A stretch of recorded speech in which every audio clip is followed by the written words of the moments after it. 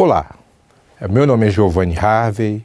Hoje nós vamos conversar aqui sobre o tema das políticas públicas de equidade racial, a evolução e os desafios que estão colocados.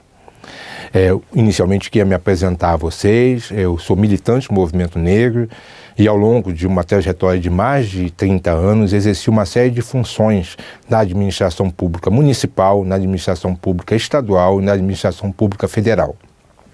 Na administração pública federal, eu exerci as funções de secretário nacional de política de ação afirmativa da Presidência da República e, posteriormente, a função de secretário executivo da CEPI, Secretaria de Políticas de Promoção da Igualdade Racial. E é a partir da experiência que eu adquiri na gestão das políticas públicas específicas de ação afirmativa e nas políticas públicas mais gerais de promoção da igualdade racial, que eu vou dialogar com vocês, buscando sempre exemplificar de forma mais objetiva, mas sem perder uma abordagem histórica que nos permita ter uma segurança maior no nosso processo decisório, no cotidiano da administração. Nesta primeira videoaula, eu vou me dedicar aos fundamentos da gestão da política de promoção da igualdade racial. E a compreensão desses fundamentos ela é importante porque a realidade com a qual nós nos deparamos no nosso cotidiano, essa realidade muda. Então, nessa videoaula, nós vamos nos dedicar a aspectos, princípios norteadores no processo de formulação, planejamento e gestão das políticas públicas, para que as senhoras e os senhores possam, ao seu tempo, fazer uma releitura desses princípios e desses valores e aplicarem a realidade concreta em relação ao qual os senhores e as senhoras estão se defrontando no cotidiano da administração, da política pública, do órgão público, do programa, do projeto ou da atividade que está sob a responsabilidade das senhoras e senhores conduzirem. Bom, o primeiro elemento que precisa ficar nítido, e o ponto de partida nosso é esse, né? Nós vamos partir da República. Nós estamos falando de políticas públicas conduzidas num Estado federativo e republicano, uma república federativa. Nós vamos partir do nascedouro da República e vamos chegar ao momento atual. Okay? E por que é importante que nós possamos fazer uma retrospectiva e irmos ao nascedouro da República? E isso tem a ver com um dos primeiros fundamentos que nós precisamos ter a compreensão para fazer gestão de política de igualdade racial. Porque, diferentemente do que a maior parte das pessoas pensa, as desigualdades estruturais com as quais nós lidamos ainda hoje no Brasil, elas não são uma consequência inevitável e mecânica do período da escravidão. Ainda hoje, as senhoras e os senhores vão ouvir pessoas falarem que nós vivemos uma situação de desigualdade estrutural nas relações raciais no Brasil, porque nós tivemos um período de escravidão, tivemos 400 anos de escravidão, e talvez alguma dessas pessoas possam, inclusive, acrescentar nessa análise uma crítica ao fato de que nós tivemos uma abolição e, após a abolição, nós não tivemos políticas públicas que pudessem propiciar uma inserção qualificada, um posicionamento qualificado das pessoas negras nas mais diversas dimensões da vida social, e por conta disso nós temos um estado atual de desigualdade estrutural. Não é isso. Na realidade, o racismo estrutural ele não é produto de 400 anos de escravidão apenas. Ele não é produto da não adoção de políticas públicas após a abolição.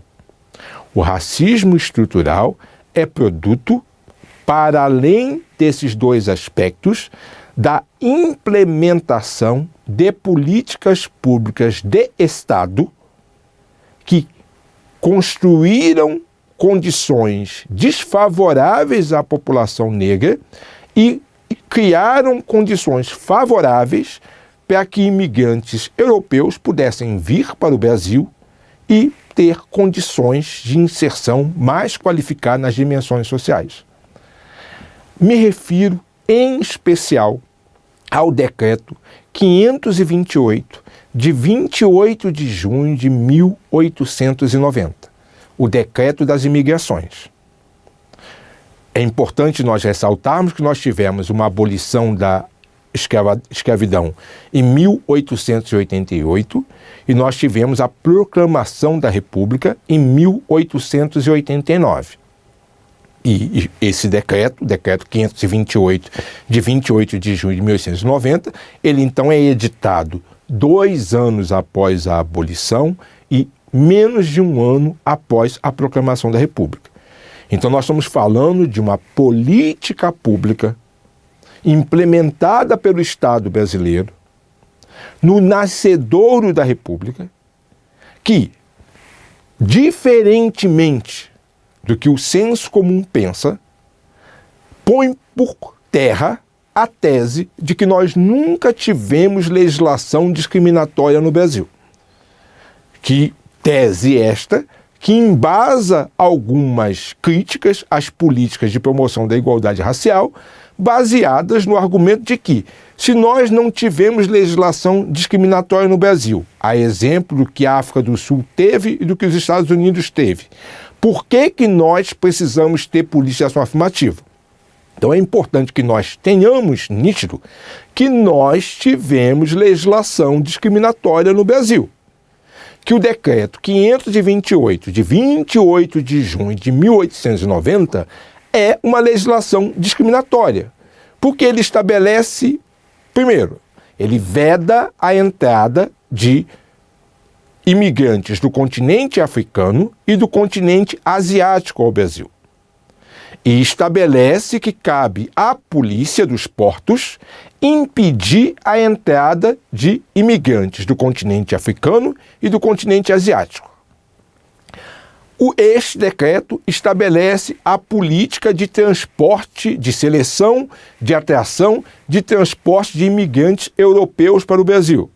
Política esta que prevê o pagamento dos custos da viagem de vinda, a premiação por qualidade de serviços dos capitães de navio que responsáveis por o transporte desses imigrantes, a oferta de terras, a garantia de compra da safra e ao custeio da passagem de volta ao imigrante e seus familiares, caso os mesmos não se adaptem à realidade brasileira e tenham fundado o argumento para decidirem voltar para o seu continente de origem. Então, isto é política pública feita pelo Estado brasileiro de caráter discriminatório, criando condições de vantagem para o imigrante que não foram oferecidas aos descendentes de africanos ou africanos que estavam aqui no Brasil. Então a desigualdade estrutural no Brasil, ela não se constituiu por geração espontânea. Ela é obra de uma política de Estado. E é exatamente por ter sido a obra de uma política de Estado nascedouro da República que nós precisamos de políticas de Estado para mitigar, minimizar, reverter essas condições de desigualdade que foram colocadas. Então, políticas de Estado de promoção da equidade racial, elas não são uma opção, elas são uma obrigação do Estado brasileiro. Não está mais se discutindo aqui se racismo existe ou racismo não existe. Não está mais se discutindo aqui qual é o papel do Estado diante da existência do racismo. O que nós estamos discutindo aqui é quais políticas públicas nós vamos implementar para que o Estado brasileiro possa desfazer o que ele criou. Alinhados em relação a esses aspectos, é importante que nós qualifiquemos esse debate, trazendo à luz duas grandes famílias de política de redução da desigualdade étnico-racial no Brasil. Nós estamos falando de políticas de ação afirmativa e políticas de reparação. Hoje, nós debatemos no Brasil a implementação de políticas de ação afirmativa. Políticas de ação afirmativa são políticas que, embora ainda hoje suscitem algum tipo de dúvida, algum tipo de polêmica, mas são políticas conservadoras. As políticas de ação afirmativa, elas não têm caráter de reparação. Elas simplesmente neutralizam mecanismos ainda existentes de ressignificação das estruturas de exclusão ou de diferenciação ou de subalternidade de pessoas negras no acesso a bens públicos. Então, hoje no Brasil, nós implementamos, discutimos e grande parte do nosso debate se dá em torno da família de políticas públicas entendidas como políticas de ação afirmativa. Mas é importante que nós tenhamos nítido que as políticas de ação afirmativa não são as únicas políticas que nós temos disponíveis para mitigar desigualdades que segmentos sociais, e aí podem ser segmentos sociais com as mais variadas identidades, que segmentos sociais possam ter sido alvo. Nós também temos políticas de reparação. O que são políticas de reparação? Políticas de reparação são políticas que, diferente das políticas de ação afirmativa, são políticas que elas não têm condicionantes. Eu vou exemplificar para os senhores e para as senhoras o que são condicionantes. Política de cotas no acesso às universidades. A política de cotas no acesso à universidade ela é condicionada por todas as regras dos vestibulares e dos mecanismos de acesso às universidades. Política de cotas no acesso ao serviço público. São políticas públicas que são condicionadas, que devem funcionar dentro do limite das regras estabelecidas no acesso ao serviço público. E o que são políticas de reparação? São políticas que não são condicionadas. O que seria um exemplo de política de reparação no acesso à universidade? A dispensa de que pessoas negras que tenham concluído o ensino médio fizessem vestibular. Seria uma forma de reparação, ou seja, haveria o acesso ao bem público livre do condicionante que a política universal estabelece. O que seria a política de reparação aplicada ao acesso ao serviço público? Seria o acesso de pessoas negras ao serviço público sem estar condicionado ao mecanismo adotado no Brasil para a implementação para o acesso ao serviço público, que é o concurso público. Então, reparação, ela não é condicionada. A ação afirmativa, ela é condicionada. Exemplos de políticas de reparação. Aposentadoria de pessoas que foram alvo de perseguição política por parte do Estado durante a ditadura militar. Pessoas que foram alvo de perseguição política, pessoas que foram alvo de tortura, pessoas que foram alvo de violação de direitos e que demonstrem que tenham sido prejudicadas a partir do reconhecimento deste status, de forma não condicionada, as pessoas recebem uma indenização do Estado.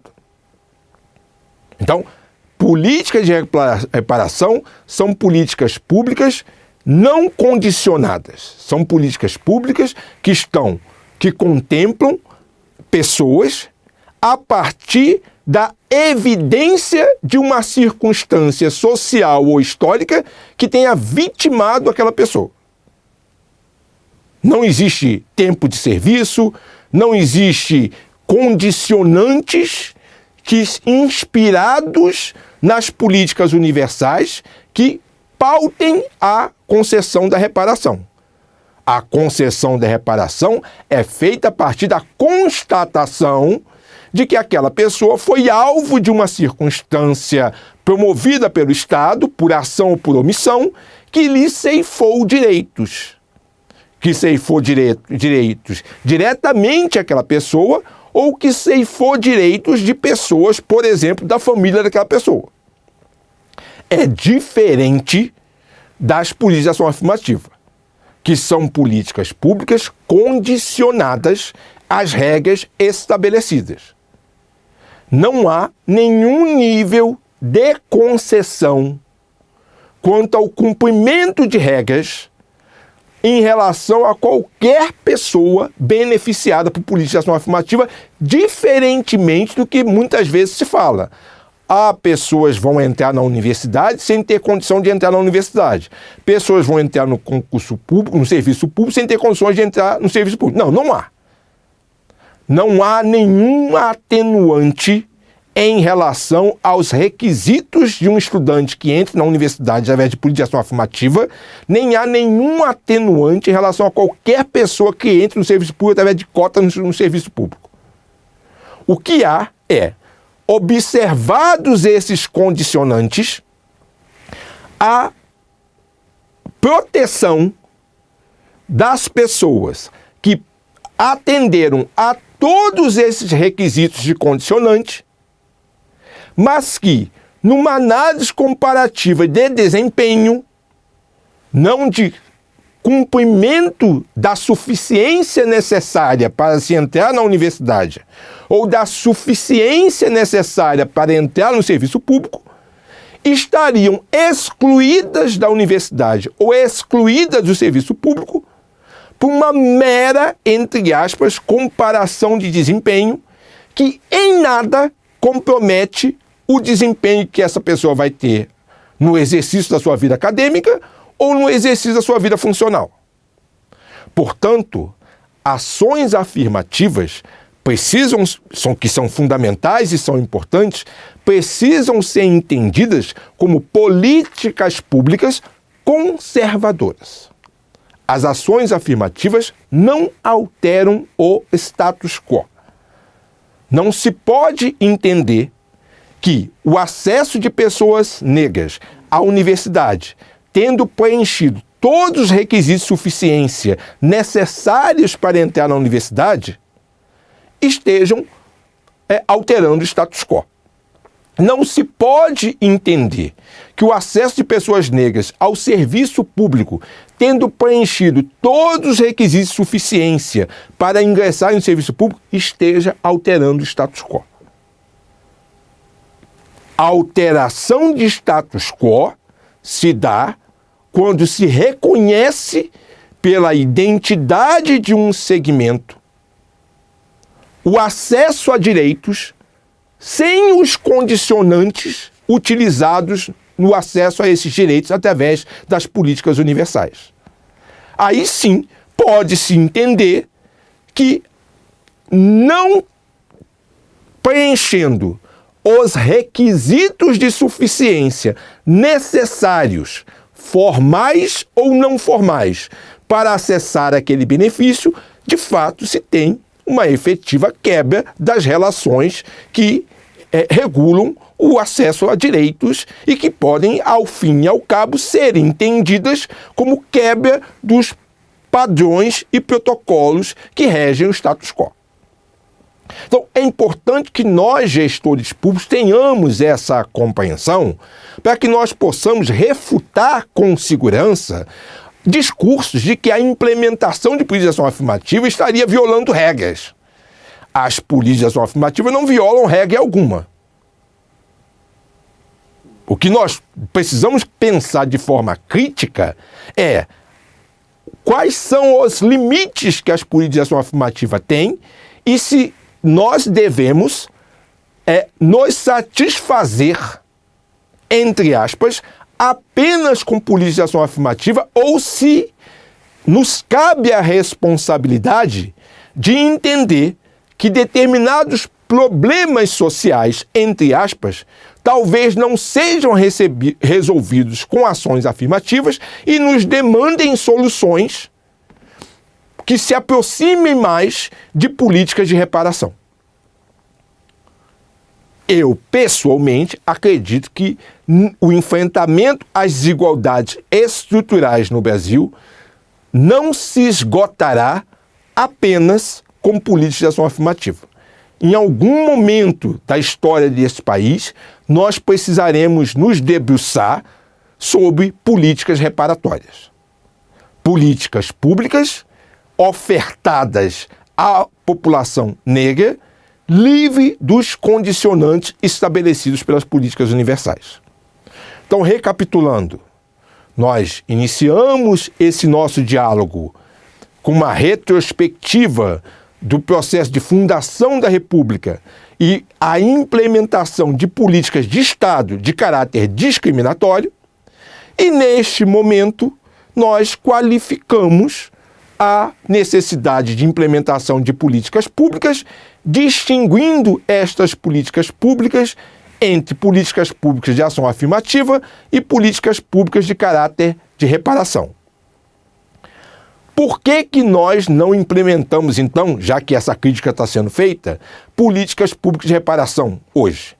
Porque não há, na sociedade brasileira, correlação de forças no que diz respeito ao entendimento sobre essas políticas, correlação de forças na sociedade, correlação de forças nos espaços decisórios institucionais, para que nós possamos implementar políticas de reparação.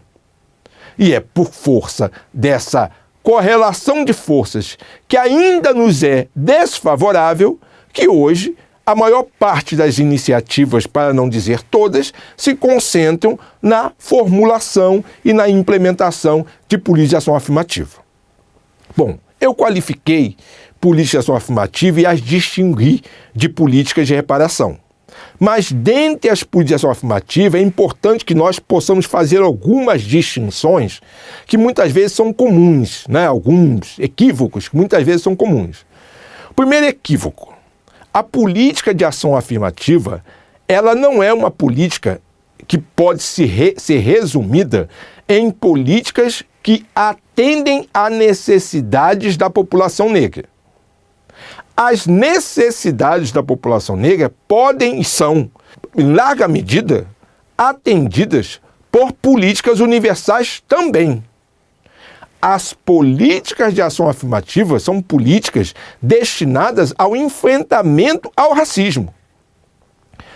Políticas públicas de atendimento à população negra ou políticas públicas de atendimento ao conjunto da população brasileira são naturezas de políticas públicas diferentes de políticas públicas de enfrentamento ao racismo. Ações afirmativas são políticas públicas que, ao fim e ao cabo, têm como objetivo atender necessidades da população negra no que diz respeito às necessidades da população negra de enfrentar e superar o racismo. É importante que nós tenhamos isso com muita segurança, porque muitas vezes nós, no dia a dia, no cotidiano da gestão pública, são apresentadas como se fossem políticas públicas de ação afirmativa, políticas públicas universais que atendem a população negra. Então, a política pública universal que atende a população negra não é política de ação afirmativa. Isso precisa ficar nítido. E por que isso precisa ficar nítido para nós que somos gestores? Porque a aceitação da tese de que políticas públicas universais, que programas universais, que projetos universais, que iniciativas universais que atendem a população negra e que esse atendimento se evidencie a partir de dados estatísticos, a confusão de que estas políticas seriam políticas de ação afirmativa esvazia a narrativa, esvazia a demanda de implementação de políticas de enfrentamento ao racismo.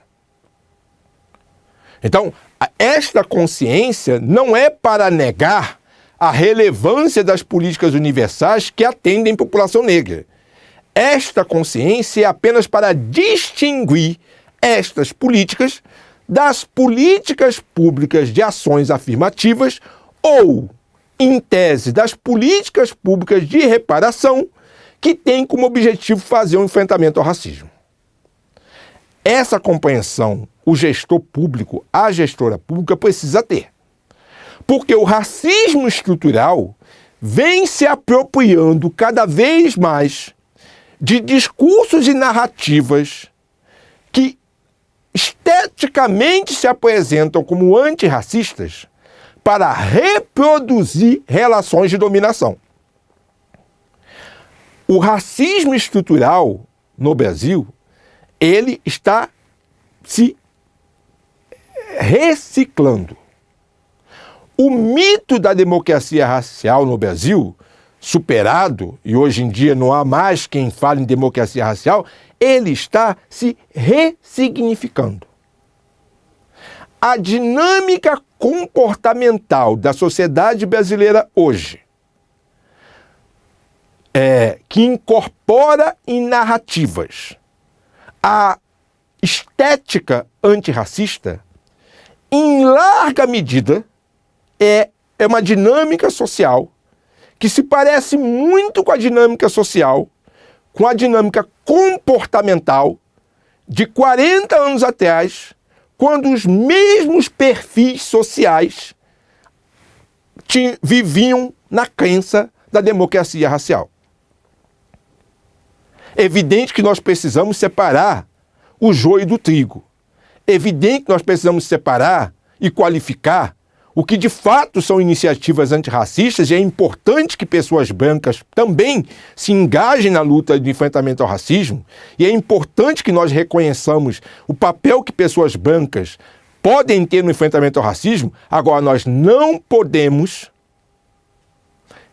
entender que a simples apropriação estética de um discurso, de uma identidade social, de comprometimento com o enfrentamento ao racismo, por si só, se traduz numa ação efetiva de enfrentamento ao racismo, se os porta-vozes destas narrativas continuam se privilegiando de condições que foram colocadas pela sua condição de pessoas brancas ou beneficiários por condições que foram colocadas a partir de relações hegemonizadas pela branquitude. Gestor público, gestora pública, precisa ter uma visão crítica em relação a isso para distinguir uma coisa da outra. Porque não é possível que nós convivamos hoje com um proselitismo de iniciativas, incluindo políticas públicas apresentadas como antirracistas, e os níveis de letalidade de jovens negros e negras continuem nos patamares que estão, os níveis de mortalidade materno-infantil de mulheres negras continuem nos níveis que estão, e os indicadores estruturantes da desigualdade não sofram alteração. Então, nós precisamos ter uma atenção muito grande para que nós não substituamos a ilusão de uma democracia racial pela ilusão de uma inexistente democracia racial reconhecida por todos, que gera um inexistente engajamento indistinto de pessoas, e parte desse contingente de pessoas enganjadas se beneficia das relações de poder historicamente estabelecidas e que, embora performe um discurso antirracista. Este desafio está colocado para nós. Cada um dos senhores e das senhoras que são gestores públicos precisam fazer cotidianamente um exame qualitativo dessas iniciativas para distinguir, primeiro, o que são iniciativas universais que beneficiam a população negra, que são absolutamente legítimas e necessárias, do que são iniciativas de ações afirmativas ou de reparação, estas limitadas ao enfrentamento ao racismo estrutural. E segundo, ter o senso crítico de não comprar o mito de uma sociedade brasileira constituída por mais de 200 milhões de pessoas antirracistas. Este é o nosso compromisso como gestores. Pensar criticamente essas relações. Entender que essas relações se reproduzem. Entender que cabe a nós, na gestão da política pública, cumprir o papel desagradável de desconstruir estes mitos. De fazer perguntas incômodas. De questionar a eficácia. De procurar o dado. E aí, nesse aspecto, é importante que se ressalte o papel do dado e da informação. Não existe política pública sem dado. Não existe política pública sem informação. Não existe política pública sem indicador. Não existe possibilidade de se implementar uma política pública com o objetivo de enfrentar as desigualdades étnico-raciais sem o indicador do quesito raça-cor.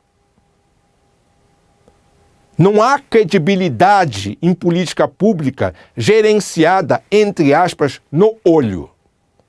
Não há credibilidade em política pública gerenciada apenas com narrativas individuais, sem que haja uma base estatística por trás que evidencie um antes, um durante e um depois. Então nós ainda precisamos trazer o quesito raça-cor para uma série de aspectos. Por exemplo, o sistema financeiro. Nós não temos o quesito raça-cor na base de dados do sistema financeiro. Nós temos o quesito raça-cor na base de dados da saúde, nós temos o quesito raça-cor na base de dados da educação.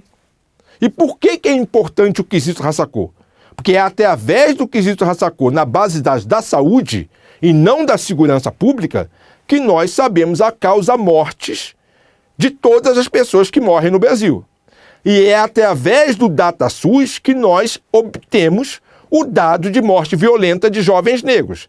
A causa mortes e a idade e a raça. Ou o pertencimento étnico. Então, o quesito raça-cor, ele é um elemento fundamental. O quesito raça-cor, ele pode ter a sua introdução pode ter uma interpretação de que seria uma iniciativa discriminatória? Não. A introdução do quesito raça-cor, ele não tem caráter discriminatório. A discriminação não está na aplicação do quesito raça-cor, está no sentido de uso do quesito raça-cor. Se o quesito raça-cor é coletado para excluir pessoas de benefícios de políticas públicas ou acesso a bens privados, ele tem caráter discriminatório. Se o quesito raça-cor é utilizado para finalidade estatística e para se mensurar se há diferente resultado a partir de pontos de partida semelhantes entre pessoas negras e pessoas brancas, ele não tem caráter discriminatório. Então, o enfrentamento às desigualdades étnico-raciais no Brasil, ele tem alguns pilares. Um dos pilares é a aplicação universal em todas as políticas públicas, programas, projetos e iniciativas da coleta desse dado de raça-cor. E uma análise crítica para se mensurar se a partir de um mesmo ponto de partida na demanda há um resultado proporcional no indicador de resultado de acesso a bens, produtos e serviços que foram demandados. E é a partir da análise crítica comparativa entre um ponto de partida e um ponto de chegada e da constatação de uma eventual desproporcionalidade caracterizada pelo indicador étnico, entre o ponto de demanda e o ponto de chegada, que se constata que há, ao longo do processo, uma assimetria que prejudica uma etnia ou favorece outra etnia. Por exemplo, nós, através do DataSUS, obtivemos o dado de que a quantidade de consultas de pré-natal de mulheres negras era menor do que a quantidade de consultas de pré-natal de mulheres brancas. Através do DataSUS, nós obtivemos o dado de que o tempo de duração da consulta de pré-natal das mulheres brancas era superior ao tempo de duração das consultas de pré-natal das mulheres negras. Então, esse dado estatístico nos permite concluir que as mulheres negras têm menos assistência médica que as mulheres brancas durante o pré-natal, e quando se olha o indicador de mortalidade materno-infantil e encontramos indicadores de morte materno-infantil de mulheres negras superior ao de mulheres brancas, conclui-se que essa deficiência de atendimento no pré-natal, caracterizada pela quantidade de consultas a menor e caracterizada por um tempo de duração de consulta menor, resulta no indicador desfavorável a mulheres negras em comparação com mulheres brancas, que têm uma quantidade de consultas maior e um tempo de duração da consulta maior e um nível de mortalidade materno-infantil menor. Isso nos permite, por exemplo, estabelecer como meta na administração a equiparação da quantidade de consultas de mulheres negras a mulheres brancas no pré-natal. E nos permite fazer o monitoramento do nível de mortalidade materno-infantil de mulheres negras e mulheres brancas com a expectativa de que esta equiparação resultará na diminuição da mortalidade de mulheres negras em relação a mulheres brancas. É um exemplo concreto da importância do dado raça-cor na implementação da estratégia de gestão no monitoramento dos resultados que se quer alcançar, permitindo ao gestor ter condições de fazer correções de rota, buscando calibrar a oferta da política pública à necessidade concreta identificada a partir de uma análise que se faz dos indicadores que estão colocados.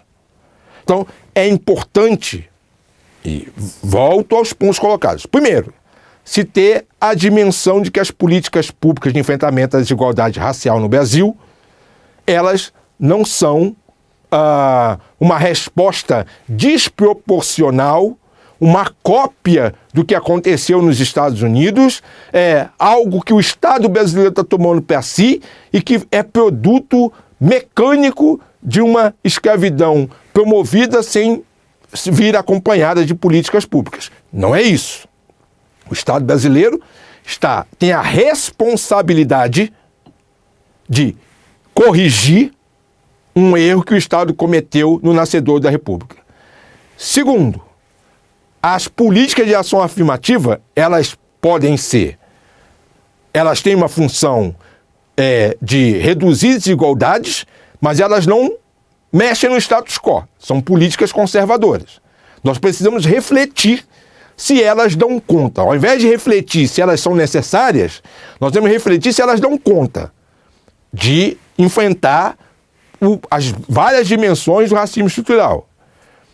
Terceiro, nós precisamos qualificar cotidianamente as iniciativas que são apresentadas a nós e distinguir políticas públicas que atendem a população negra de políticas públicas de enfrentamento ao racismo.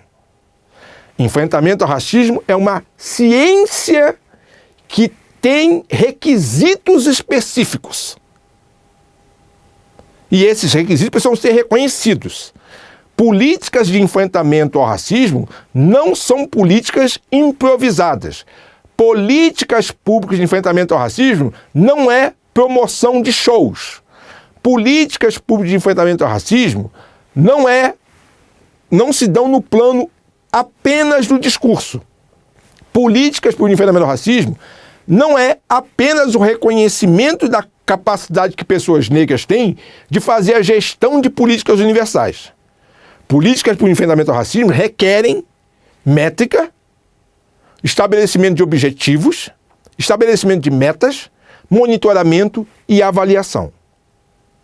Os fundamentos das políticas de promoção da equidade racial precisam se assentar em cima destes elementos para que nós não cometamos o equívoco de substituir o mito da democracia racial por um novo mito de que todos nós somos antirracistas e que a desigualdade estrutural permanece por obra do acaso, já que todos nós estamos enganjados no enfrentamento disso, sabendo que privilégios não estão sendo alterados, que dinâmicas sociais estão sendo reproduzidas à esquerda e à direita, e que não é possível que nós possamos conduzir os destinos desse país reproduzindo práticas que conferem a homens brancos de meia idade posições-chave na condução dos destinos de um país constituído majoritariamente por mulheres e majoritariamente por pessoas negras.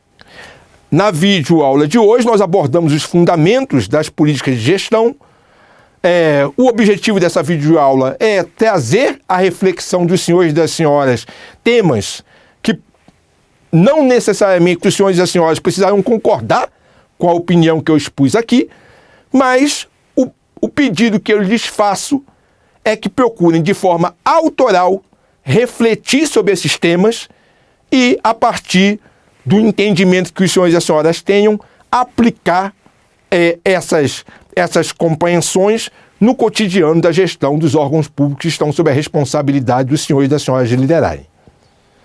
Até a próxima aula. Foi um prazer estar com todos aqui.